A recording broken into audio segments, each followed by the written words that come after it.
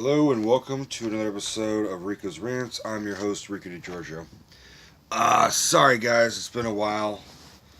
It is now, what fucking time is it? It is 8:30, 8:22 in the morning, and I haven't slept.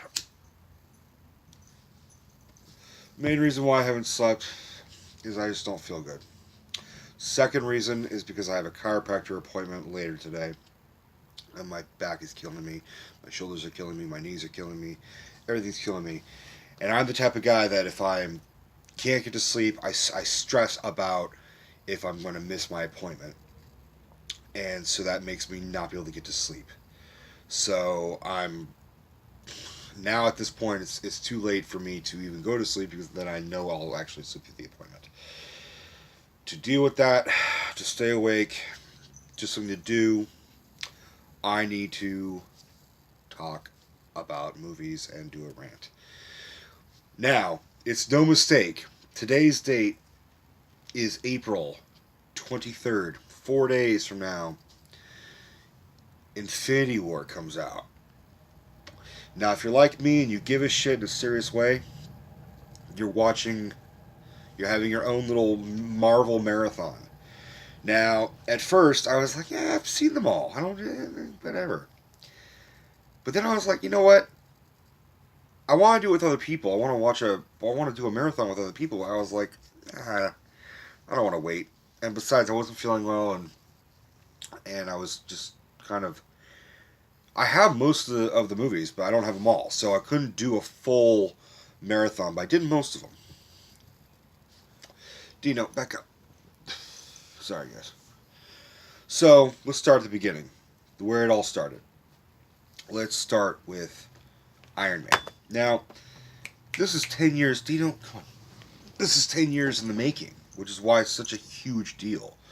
Um, Dino, I'm smoking. I don't want to cloud you with smoke, buddy. Lay over there. So, where was I when I saw Iron Man? I was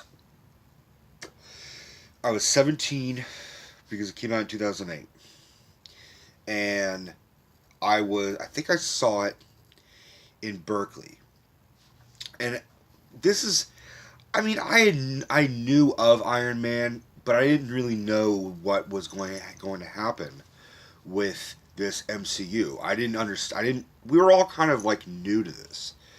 Um, but I saw Iron Man, and I have to admit, I was not even fully aware of who Robert Downey Jr. was. The only thing I had known was that he was, had substance issues and was in and out of the police and being arrested and was just known as the wild guy. I had heard jokes about like, this kid's liver is bigger than Robert Downey Jr.'s or something like that. So I didn't know anything about his career with the exception of one movie, or at least that I was aware of just him being in it, which was the movie Chaplin, which I fucking loved. But again, that was my only experience of Robert Downey Jr. I didn't grow up in the '80s, so I wasn't part of the Brat Pack scene. I was more old school. I was more of the Rat Pack scene. Um, so Iron Man was kind of my first introduction to Robert Downey Jr. And I gotta admit, I got on the RDJ hype train pretty much because of that. And then I started branching out and watching his other shit. I still think Chaplin is one of his greatest performances. And if you haven't seen Chaplin, it is stupendous, man. He should have won an Oscar. He was nominated, but he didn't get it. Such a fucking fantastic performance. And I was a big Charlie Chaplin fan, so um, okay, but Iron Man.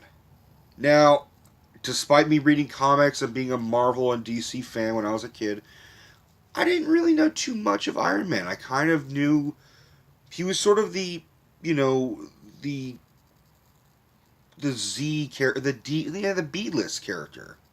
I was into Spider Man, I was into Hulk, and Iron Man would show up, and he was kind of a old shellhead, and that was it. Didn't really know too much about him. So when Iron Man came out, I became really interested. read Demon in a Bottle, knew all about the Mandarin, which got more into the idea. But the movie helped. The movie got me interested. So it was pure movie magic. And I just rewatched the first one, and I still genuinely believe it is, for me, one of the top ones of the MCU. That's not saying that the other ones are terrible, because they made like what 17 of them or something. Like, it's just, to me, this is the one that is supposed to grab you. This is the linchpin of a fucking Marvel universe, a marvelous universe. Without this movie, we wouldn't be getting Infinity War. Or at least we would not be as excited for Infinity War. And I know some people, didn't grab that RDJ train. They're kind of tired of Iron Man and blah, blah, blah. That's fine. All the power to you. All respect, blah, blah, blah. But for me, it is so. I still, 10 years later, rewatching it, it's still just an exciting film. It's still structurally coherent. It's still well acted. It has very little cringy shit. And this, you can see that Marvel was, either they were really trying something and planning for the future, or they were just saying, you know what, fuck it, let's see what happens. Um, if you haven't seen Iron Man, then I'll give you the quick, basic premise.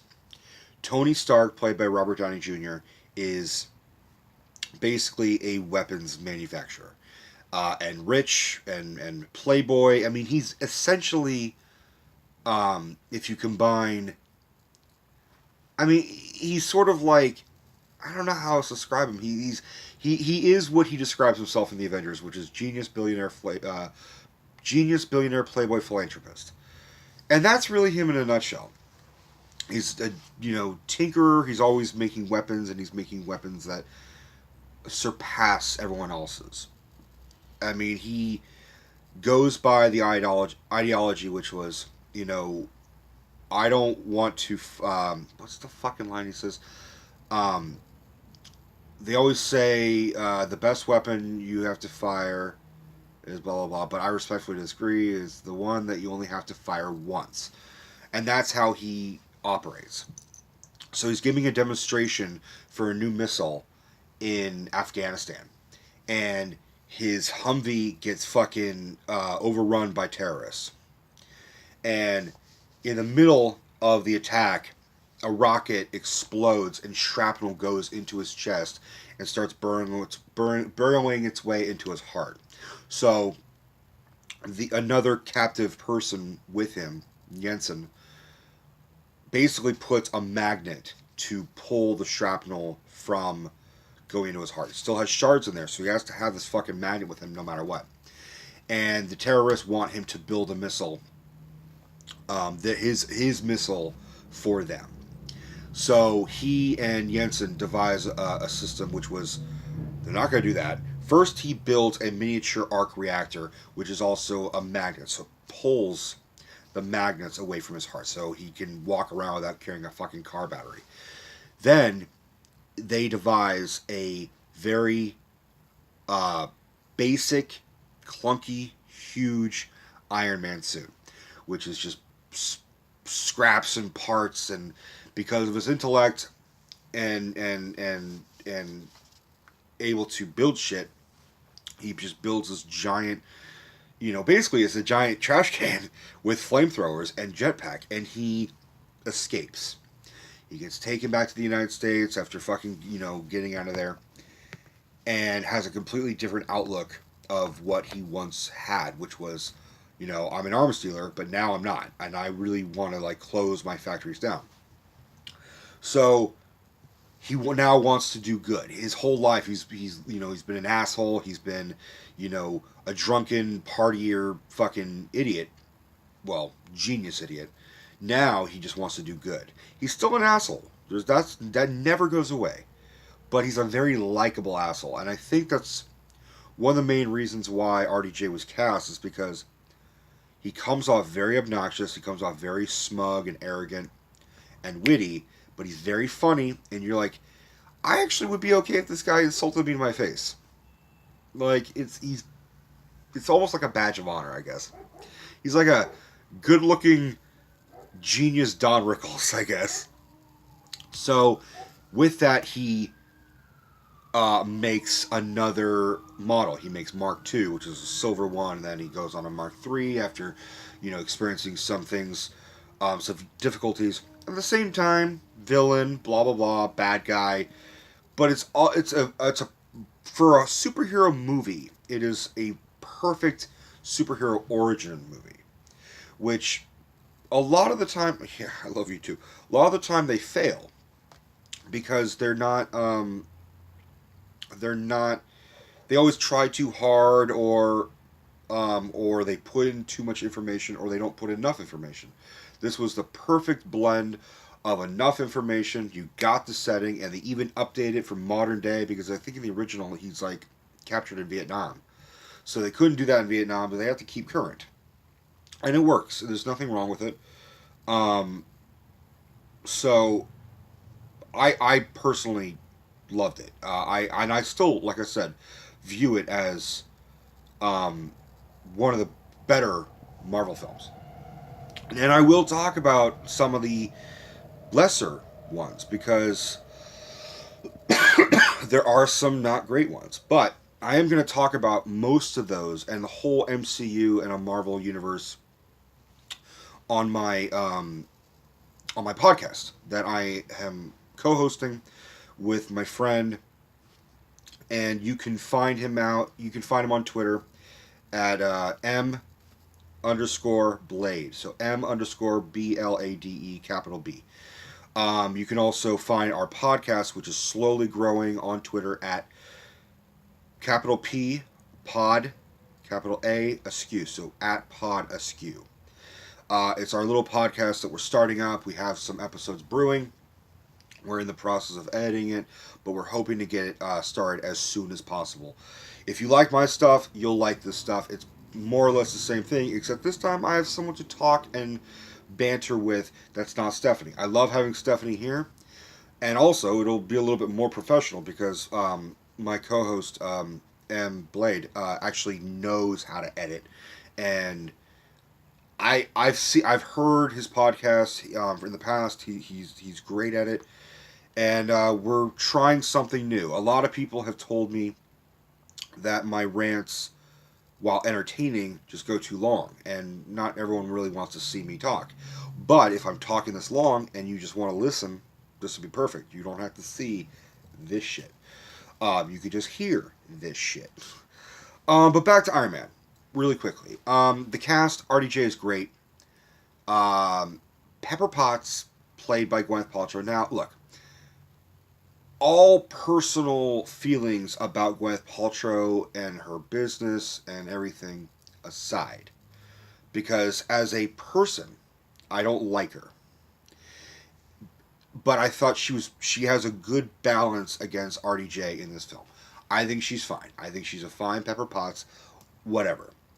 Would my own personal opinion have gone somewhere else? Sure, I would have liked anyone else. But she and RDJ have a nice balance against each other, and it works fine for the chemistry. Again, personally, not a fan of her personally, as well as her businesses. I don't need to. I don't need to strike up any controversy. I just think that a lot of what she does with her company is disgusting and reprehensible and horrible, and it's vicious, and they're taking people's money. That's my opinion. If you don't like me, that's fine, but that's just my opinion. The show's called Rico's Rants for a reason. I get to say what I want here. The rest of the cast. Jeff Bridges. Oh man. He is not the dude in this. He's charming, but he's not as charming as Tony. He's very much, you could see, he's a father figure and he's a mentor, but he's clearly got an agenda. And, alright, spoiler, he's the fucking villain. Sorry. Big fucking plot twist. He's the villain. It's been 10 years. By the way, Darth Vader's the bad guy. in Star Wars. So, um, and it's really kind of he has this what I call a reverse mullet, which is a shaved head and a beard, and it works really well because it's just sort of off kilt. Um, but it's normal. It works really well for him.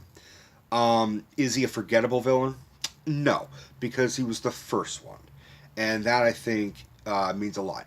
Is he kind of an unoriginal villain? Sure, but he's still memorable. In the sense that you got to give props to the first one. Who else?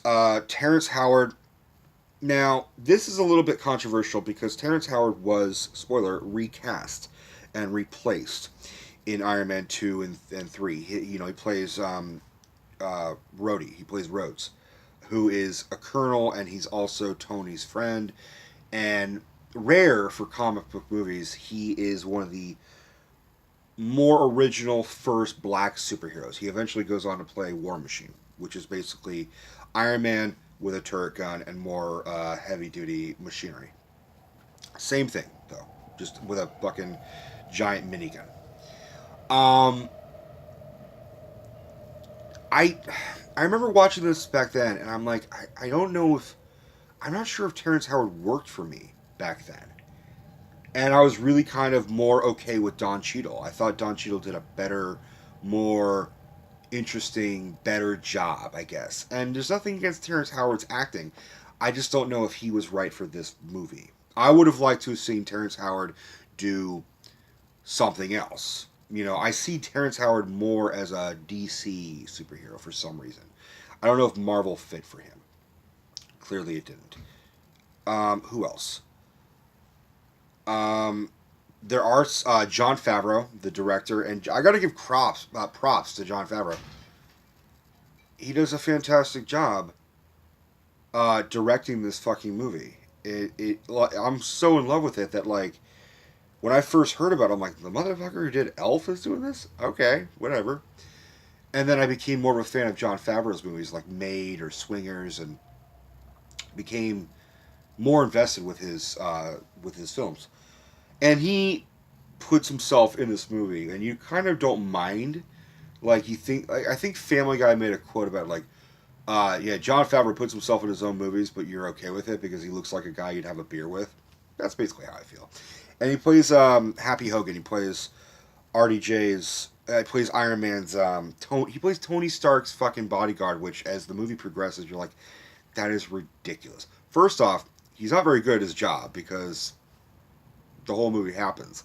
He wasn't in Afghanistan, which is like at the time would have been one of the most dangerous fucking places on earth. What was the point? What's the point? But anyways, he provides some comedy relief throughout the whole Iron Man and Avengers stuff whenever he shows up. Um, I had a runny nose. I always get a runny nose early in the morning. Who else? The guy who plays Jensen, I always was relaxed watching. I thought he did a great job. Was upset that I didn't get to see more of him because he was a nice, calming character for a really kind of intense part of the film. Clark Gregg. Now, here's an interesting thing: is Clark Gregg sort of has a connection to me. Not, I don't know him, never met him. He doesn't, and he knows nothing of me.